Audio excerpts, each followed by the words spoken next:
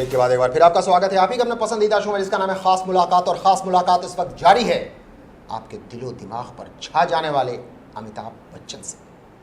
Amit ji, break से पहले हमने वादा किया था अपने दर्शकों को, life is not just a bed of roses. जी, आपकी भी ज़िंदगी में कुछ उतार चढ़ाव, खट्टे मीठे अनुभव आए, अब उन पर थोड़ी रोशनी डालते चलें।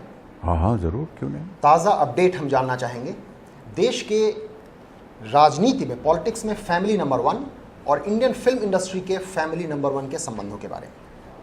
ये व्यक्तिगत है, इस पर हम उत्तर नहीं देना चाहेंगे। मतलब आपके बाबूजी के समय से नेहरू जी से संबंध रहा हाँ, है? वो तो है, उसको हम मानते हैं और इसी को मानते आए हैं, लेकिन अब इस पर टिप्पणी नहीं करना चाहिए। नहीं। ताज़ा हालात पर जी। हमारे एक बिहारी बाबू हैं, बिहार से भी, वो उम्र में, अनुभव में आपसे पहले से हैं, शत्रुघ्न सिन्हा जी, उनके साथ भी कुछ खट्टे मीठे अनुभव आपके रहे हैं। अब ताज़ा अपडेट? नहीं, ऐसा कुछ नहीं है।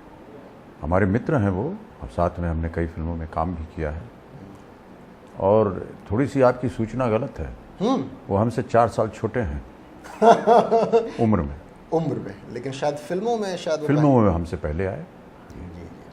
तो आइंदा अगर कुछ ऐसा ऑफर आता है तो अवश्य, क्यों नहीं, क्योंकि वो दोस्ताना की बहुत अच्छी यादें हैं, हम लोगों को भी याद है। अब एक और बड़े भाई के नाम से आपको मशहूर कर चुके छोटे भाई साहब, अभी उसके बारे में ताज़ा अपडेट? कौन? अमर सिंह जी।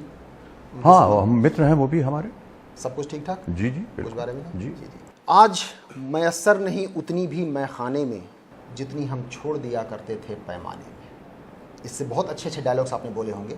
शराबी का शायद ये डायलॉग है। आपसे मैं जानना चाहूँगा, आपकी तमाम फिल्मों की सफलता में डायलॉग्स का, स्क्रिप्ट राइटर का कितना योगदान है? उन्हीं का सबसे बड़ा योगदान मैं मानता हूँ, क्योंकि वो जो लिखते हैं उसी को हम, जो पटकथा, जो कथाएं वो लिखते हैं, जो संवाद वो लिखते हैं, और यदि वो लिखें ना तो हम फिर बोलें क्या। तो जो वो लिखते हैं उसे हम बोलते हैं और इसी वजह से ख्याति हमको मिलती है। तो सबसे पहला श्रेय मैं उनको दूंगा, जो लेखक हैं और जिन्होंने जिस तरह की पटकथाएं लिखी हैं, जिस तरह के संवाद लिखे हैं, वो चाहे सलीम जावेद हों, चाहे कादर खान हों, चाहे जितने भी हमारे जीवन में जितने भी संवाद लेखक आए और जिन्होंने पटकथाएं लिखी, वो सब। 4 नेशनल फिल्म अवार्ड, जिसमें 3 best film category, 14 film fair award, 36 बार फिल्म फेयर में नॉमिनेशन, न जाने अनेकानेक और कितने पुरस्कार, अवार्ड्स।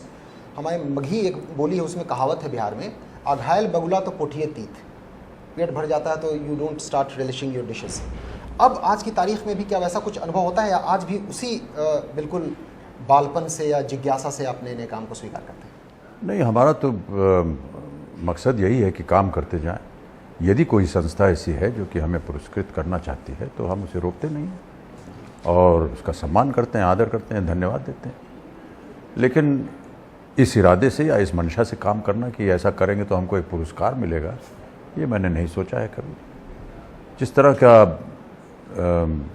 व्यक्तित्व होना चाहिए किसी फिल्म में, या जिस तरह का किरदार है, उसको सही तरह से निभा दें, यही हमारे लिए पूर्ति है। लेकिन ऐसा मानना कि इसे हम किसी एक पुरस्कार के लिए काम कर रहे हैं, ऐसा मैंने कभी नहीं किया। कोई पुरस्कार दे दे तो हम उसे स्वीकार कर लेंगे। जाहिर है। मील के पत्थर कुछ, अगर 4 दशकों के जो आपका लंबा अंतराल रहा है, कुछ आप याद हमारे मौर के दर्शकों को बताना चाहेंगे? बहुत लंबा सफ़र रहा है और सब बड़े ही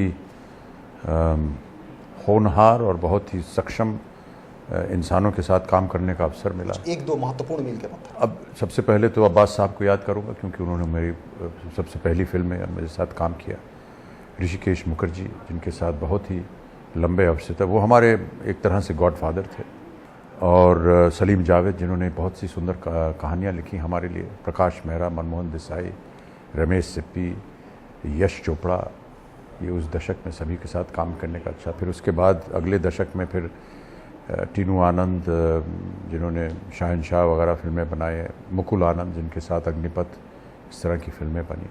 और फिर आजकल के दशक में करण जौहर, आदित्य चोपड़ा, और अब हाल ही में कुछ ऐसे लोगों के साथ काम करने का अवसर मिल रहा है जो कि नई पीढ़ी हैं और नए विचारधारा है उनकी।